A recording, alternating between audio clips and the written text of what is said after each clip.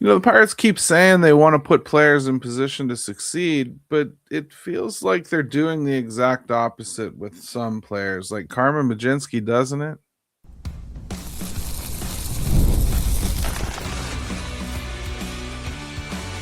You are Locked On Pirates, your daily Pittsburgh Pirates podcast, part of the Locked On Podcast Network, your team every day. Hey everybody, my name is Gary Morgan. I've been covering the Pittsburgh Pirates for nearly a decade, and I'm a lifelong Pirates fan. On today's episode, we're going to talk about why it's time to end the Carmen Mlodzinski starting experiment and get him back into a role where he can actually help this team. In segment 2, questioning a pinch-hitting decision from Sunday, and it's a little bit bigger than that. And then we'll do some AMAs too. Today's episode is brought to you by Kalshi. For a limited time, download that Kalshi app and use code LOCKEDON to get $10 when you trade 10. Pirates need to stop fighting Carmen Mlodzinski's role. When Mitch Keller went down with this season-ending injury, somebody had to take those innings. Pirates chose Carmen Mlodzinski, and I understand the logic of that decision.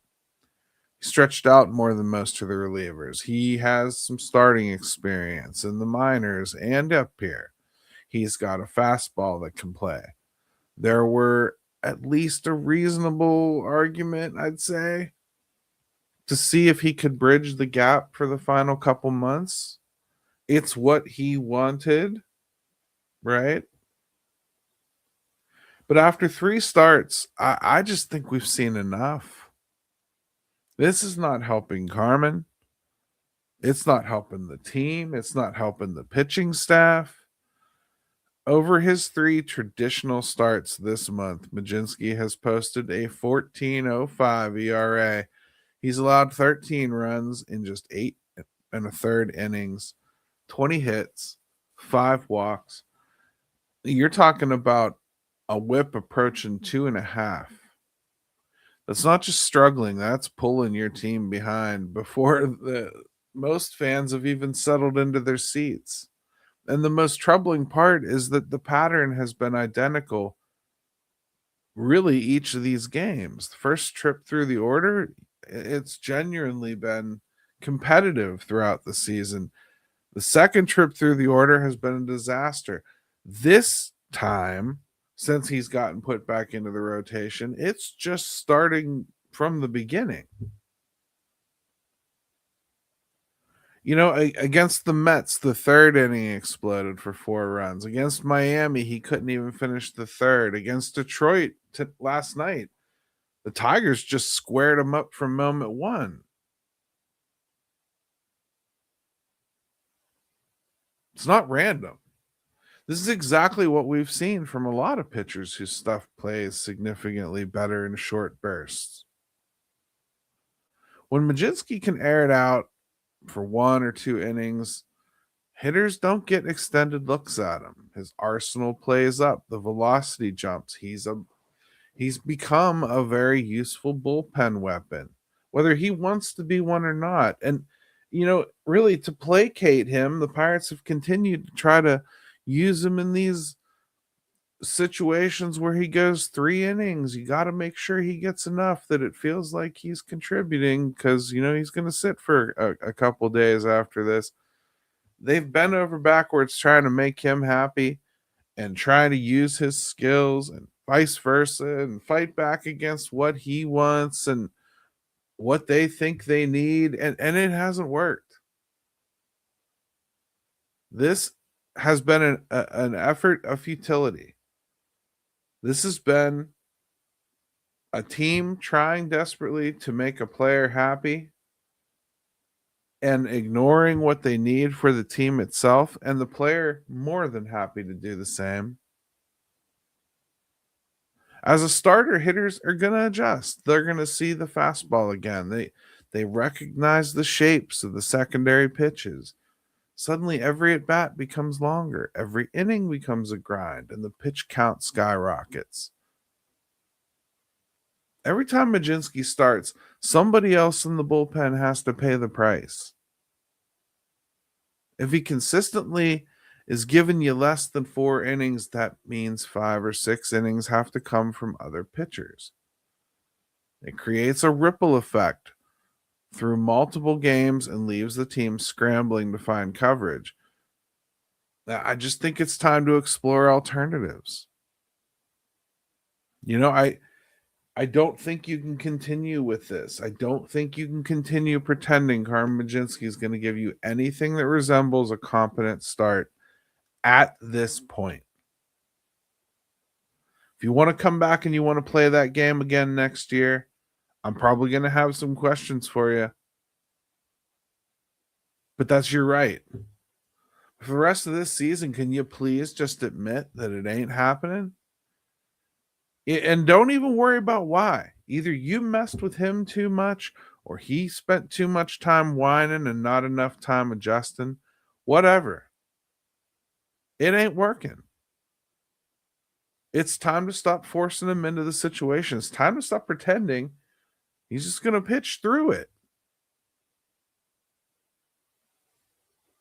I think we could go with Lake Bacar. Just watched him throw 3 scoreless innings with 4 strikeouts against Boston.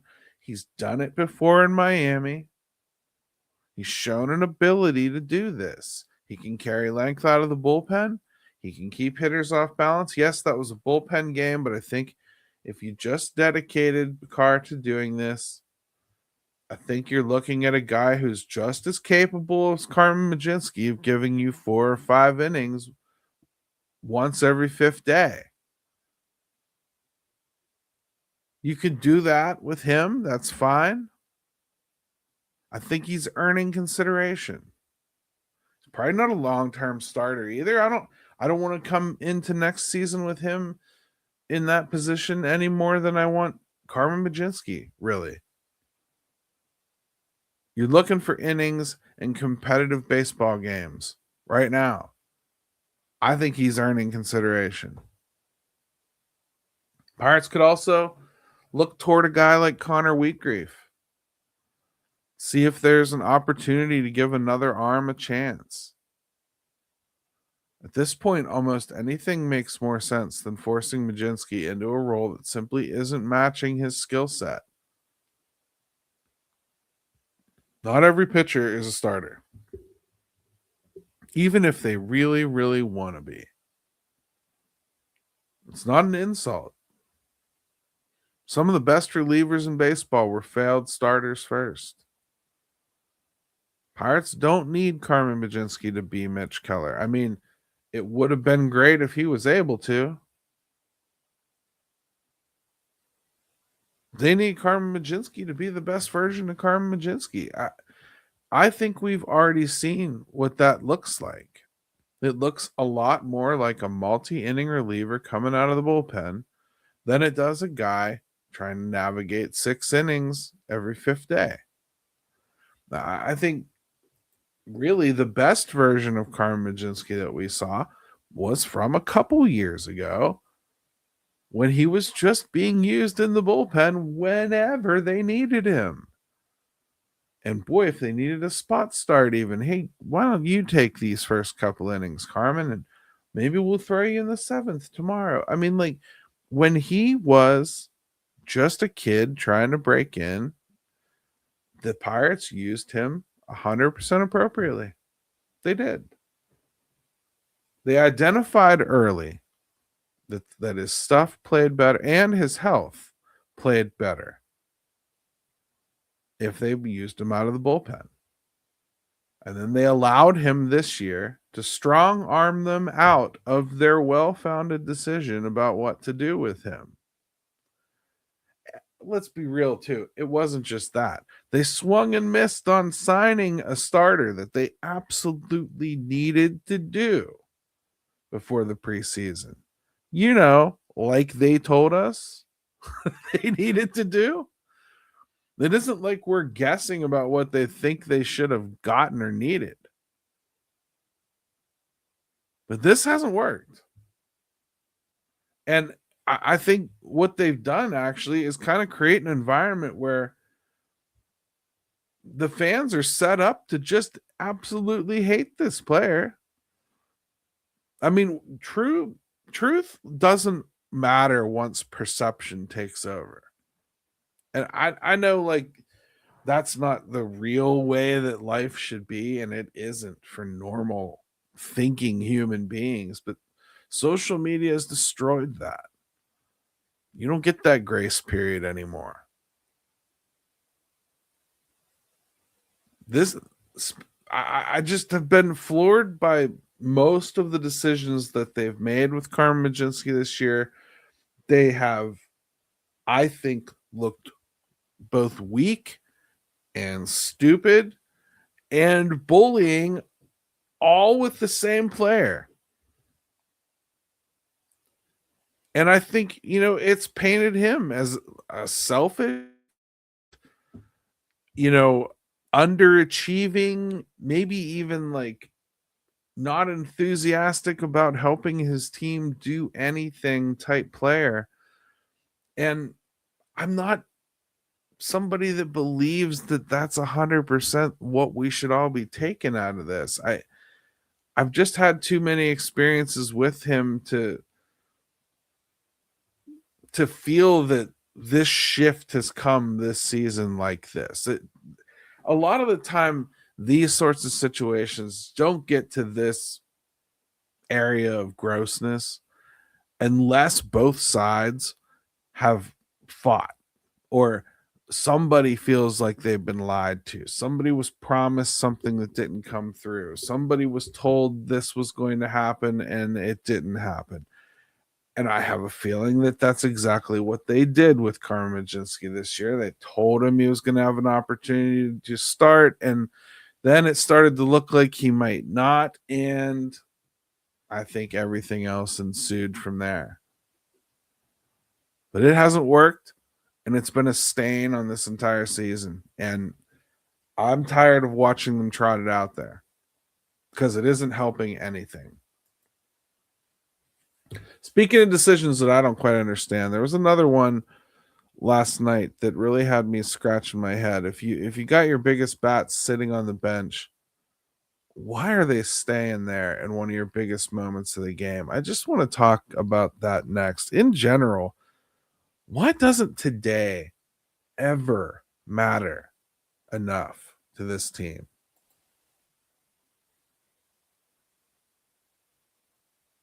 Big thank you to our friends at Amazon for this limited break. This back to school season, spend less on your kids with Amazon.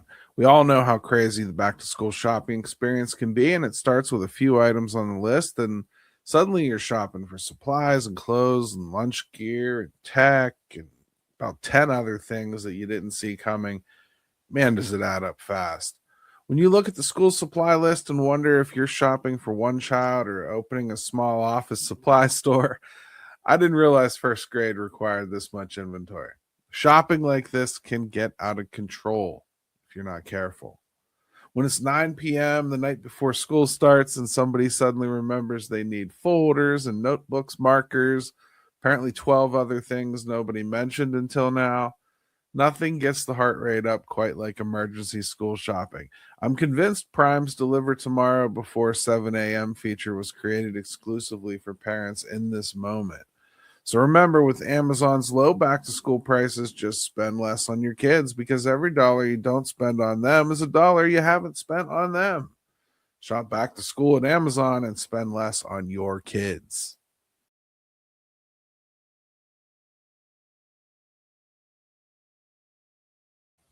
Hey, everybody. Before we get started, I just wanted to thank all the everyday listeners that make Locked On Pirates part of your daily routine. This show continues to grow because of you. And Locked On remains your number one local podcast network covering your favorite teams every single day. And if you want even more Pirates content, check out the Everydayer Club. You can go ad-free, join our Discord community, get bonus content, and support the show for just $5 a month or $50 a year. Check it out at the Supercast link in the show description. All right, so one thing managers constantly talk about is putting their players in situations where they can succeed. We just talked about that with Carmen Mlodzinski, right? It's fair. there's another responsibility too, and that's in the biggest moments of the game when you've got to fire your best weapons. That's why I didn't understand the decision to use Jacob Gonzalez as a pinch hitter last night. Look, he's got about an 80 WRC plus against right-handed pitching. And they decided that he was a better choice last night than freshly returning from the IL Oneil Cruz, who admittedly is a terrible pinch hitter traditionally, or Spencer Horwitz, who they really have wanted to use sparingly ever since he came back from the IL. This isn't really about Jacob Gonzalez. I guess this isn't about me saying that he can't become a useful major league player. But in that situation with the game hanging in the balance, you had Spencer Horwitz available. You had Oneil Cruz available. You needed one big swing. And somehow neither one stepped into the batter's box. You know, people are immediately going to point to that pinch hit split number and how they struggle coming off the bench cold. And I get that. Some guys never really get successful in those spots. It's all true. But context matters. We're talking about some of the most impactful offensive players on your roster compared to a rookie who's still trying to establish himself in the big leagues. And at some point, the percentages need to stop mattering, and basic logic needs to take over. If the game's on the line and you need one swing, one hard hit ball, one extra base hit, boy, why wouldn't you want it coming from Oneil Cruz? Why wouldn't you want it coming from Spencer Horwitz? Those are the hitters opposing teams actually worry about. Those are the hitters opposing managers are trying to avoid. Those are the hitters capable of changing a game with one pitch. Again, Jacob Gonzalez can hit a home run too. Pirates went that direction. I'm sure there were matchup reasons. I'm sure there's some stat that tells him that this was the right decision. From the outside looking in, it felt like a moment where the Pirates outsmarted themselves again. Good managers trust their best players. Good organizations put their best talent in the highest leverage situations. And for me, that's what made that decision so damn frustrating. Not because Jacob Gonzalez, got the opportunity, but because Oneil Cruz and Spencer Horwitz didn't. When the game's right there in front of you, sometimes the answer is simple. Use your best players. And I've been frustrated about this all year. Because of all the analytics, the one that seems to never, ever, ever get messed with is that lefty-righty thing. Boy, we just can't stop thinking about that lefty-righty thing. I understand history, okay? So when a player has a 4 or 5 year history of not being able to hit left-handed pitching, and he has a recent history of hitting lefties pretty well, I can understand how the overall statistics still point you towards do not bat this guy against lefties. But Oneil Cruz put in a ton of work in the offseason, and he has hit lefties this whole season. And you need these games. Well, you need almost every game now. You've dug yourself into that kind of a hole in your season. And listen, it's one thing for fans to go like, oh, on to 2027. We're 6.5 games out. We give up. Well, the team isn't supposed to do that, for one thing, and really shouldn't do that at this point. They should be fighting for every win they can get, and I'm not feeling the urgency. I never see this team act like today matters more than tomorrow. And this has been just, as a Pirates fan, the theme for 40 years. Today never matters as much as tomorrow. We can't afford to sacrifice something that might happen in the future for something that is right in front of you this year. Something that you're looking at right now, this situation, this game, we need this game. Don't want to chase those wins. You know, we were trailing pretty significantly in that game. We didn't want to start chasing wins by using all of our guys early on, like Oneil, Cruz, and Spencer Horwitz. You know, they might be tired tomorrow if we did that. Or we might have Oneil Cruz have a bad taste in his mouth because he faced somebody off the bench and didn't perform well. So clearly he's so mentally fragile that it's going to affect him for the next 2 or 3 months. It would have killed his mojo to put him in as a pinch hitter last night. There's no reason to do that. We always forget that they've actually hit well against lefties this year, too. Boy, Spencer Horwitz has been hitting lefties. He's not supposed to, though, and the book still says he shouldn't. So, God forbid we use him against left-handed pitching. You know, we don't want any of those better players in the lineup. Let's keep doing things like leading off Jared Triolo and absolutely keep putting Flores over at first base. I think that's the way to go. You get what I mean? I just get real sick of it being about something else. Make it about the damn game that's in front of you. I don't want to hear about next week anymore. I don't want to hear about next year. I don't want to hear about the set of games we're in, or I want to hear our plan for winning this ball game was this. That's it. That's it. That's what I want to hear from you. That's what I want to see from you. That's the attitude this entire franchise has neglected to and needs to adopt. There's an awful lot of reasons why this franchise is where it is. There are. You can name them all day. We could do an entire show of it. Hell, some people have made it their entire show that they just basically put on repeat every single day. The biggest problem this team has is that they always think there's another year coming. They'll have another opportunity again. They never, ever, ever put their boot on the neck and hold down the opponent and finish them off. They never put all their eggs in one basket. They never push everything in.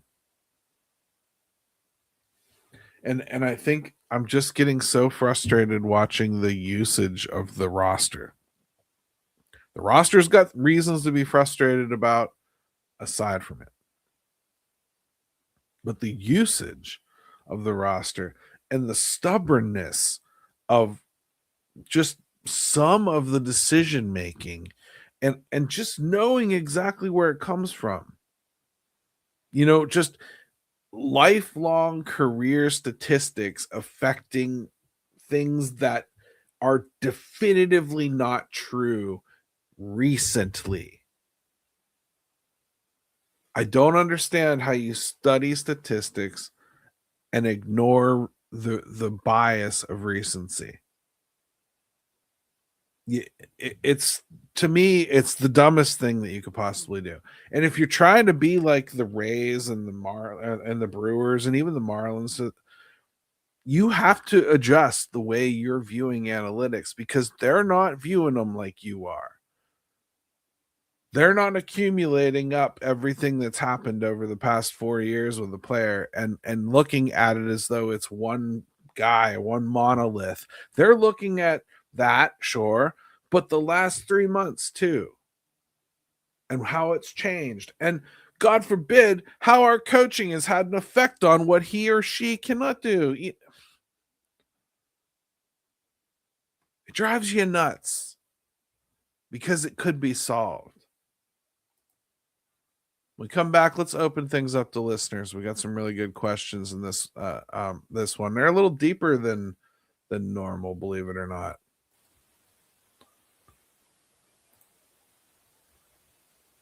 Make baseball season more this year. On Kalshi, America's #1 prediction market platform, you can trade on every single game. Right now, the Pittsburgh Pirates are trading at 56% to beat the Detroit Tigers, meaning a $100 trade pays out $172 if the Pirates get the win. On Kalshi, you're trading against peers in a live market, meaning there's no house. And as the probability changes, you can buy in and out of your position. Download the Kalshi app and use code LOCKEDON to get $10 when you trade 10. That's KALSHI, Kalshi. Trade on anything. 18 and only, over restrictions and eligibility requirements apply. Event contract trading involves risk and may not be suitable for all investors. Kalshi products are not available in all jurisdictions. Prices, values, and available markets may differ from those mentioned. For more information, see kalshi.com/regulatory.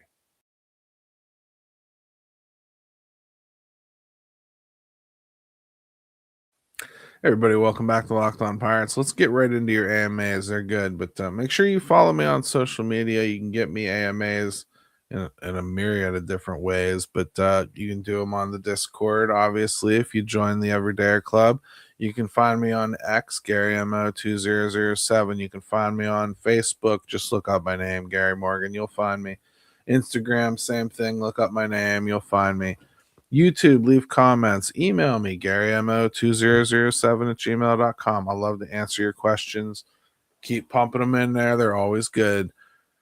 Question number 1, has anything about the Pirates development system actually improved over the last year? Let me start with this. First, I think you're probably looking at a development system the wrong way if you think you're going to notice significant change over the course of a year. For instance, changing the figureheads for hitting last year with Matt Haig. Probably not fair to be wondering what effect Matt Haig had on the system all the way down to Bradenton at that point. And I think as you've watched this season evolve, kind of getting back to your question, I think, yes, on the hitting side, we have started to see some progress. There's been a lot more development from some of the Pirates' power potential type prospects throughout the system, including Esmeralda Valdez, but a lot of them have kind of had their wickets opened up because Matt Haig's approach is a lot different than the approach that was being taught. That patience first approach has been replaced a little bit by aggression followed by patience that Matt Haig tends to preach, and that straight through the ball opposite field approach with 2 strikes that most of the players tend to try to employ as they get through the system. That has taken hold, but it's taken a couple seasons. The pitching stuff, as far as I understand it, there isn't much changing mechanically on the pitching side. It's more of just a usage thing, and they're focusing more on the analytics of pitching. And I don't know how you would reflect that throughout the system. I think over time we'll see. Mostly it seems to be a stress on preventing injuries and handling inning counts, and I'm not seeing a lot of improvement. The guys that you've seen it from, they've certainly got guys. They got this Navarro kid that's just got promoted to Greensboro. Levi Sterling looks really good, just got promoted to Greensboro. It's just so early with pitchers at those lower levels to like be claiming victories. Seth Hernandez, do you get a victory for a number 1 overall pick like that? I don't know. Did you get one for Paul Skeens? And I could argue that, Paul Skeens has, gotten worse. So I don't know how to answer that. The development system itself, I would say this year the main progress really has been the power hitters starting to emerge throughout the system, and I think a little bit better usage of some of those speedy, outfielder, infielder type utility players that you maybe have seen them not know what to do with in the past. Those are the two main things I've seen. Question 2. Who's the most important player to evaluate over the final 6 weeks? Boy, this is tough. I think you're probably looking at guys like Oneil Cruz, mostly because I think you're going to have to make a big decision on him this offseason, and I'm not sure which way they'll lean. But it also doesn't feel like they're really pressing to figure it out. I'll say Rafael Flores, because they need to know what they have in him, and I don't think they have a catcher yet. I think they can get there. They have him working with Jacob Gonzalez. I think his bat's got some promise, and I like his frame. I think he can handle the position. A little bit of a concussion history there. He's got a little bit of position flexibility, which gives him a better chance to stick. But really, I think if the Pirates are going to deal Henry Davis and go with a battery of like Flores and Endy Rodriguez, well, Endy Rodriguez hasn't been healthy. Nobody is throwing out runners and calling games like Henry Davis. I'm sorry. Even just last night, what did he have? What was he, 4 for 5 in strike overturn situations with the ABS, and threw a runner out at third. And I just think Henry Davis's defense is just so head and shoulders above anybody else they have. It's going to be real hard to see them move on from him without a lot more proving ground from Flores. Got to see more of it. What's one thing you'd like to see from the front office this winter? I don't know what to expect from this winter, man. Let's just pretend it's normal because it's easier to answer the question that way. I want a bona fide starting pitcher brought in here, and I understand how much the team wore it as a badge of honor that all of their players were internally developed in the starting rotation. But listen, I just think at some point you need to bring in some outside intelligence. You need to bring in somebody from the outside to be in that rotation and help lead it, because there's just too many Pirates only voices. And I think that it becomes a burden more so than a help. And I really think they've never addressed this need to have a left-handed starter. I think a lot of people minimize the importance of having a left-handed starter, but there's just so many teams out there that are built to beat up right-handed pitching. I just think you're asking for trouble to never ever have that offset, to never ever have that lefty. They need to focus much more on that starting rotation. A lot of what we're seeing, I think, with the lineup and the roster itself, I hate to use it as a crutch, but I think we're looking at guys that are on the way to being better and getting better, and some young guys that really haven't gotten to do it all yet, like Connor Griff and whatnot. When we start getting those guys back, and I think this lineup and roster are going to look just fine. Even if you subtract Brandon Lau, I think they still are going to have a pretty formidable offense next year.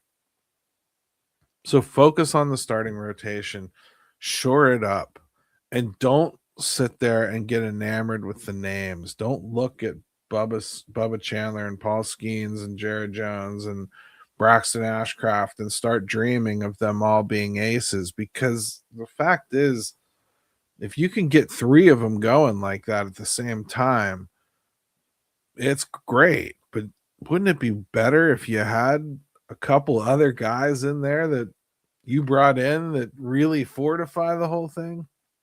I think so. Today's takeaway is pretty simple. Pirates need to stop forcing players into roles that don't fit. Carmen Mlodzinski looks like a bullpen arm at best. And your best hitters should be hitting in the biggest moments. I just don't think these are complicated baseball concepts, and somehow this team is stubbing their toe on them on a weekly basis. I'm Gary Morgan. This has been Locked On Pirates. We're serious about Pirates baseball because somebody has to be. Let's go Bucks.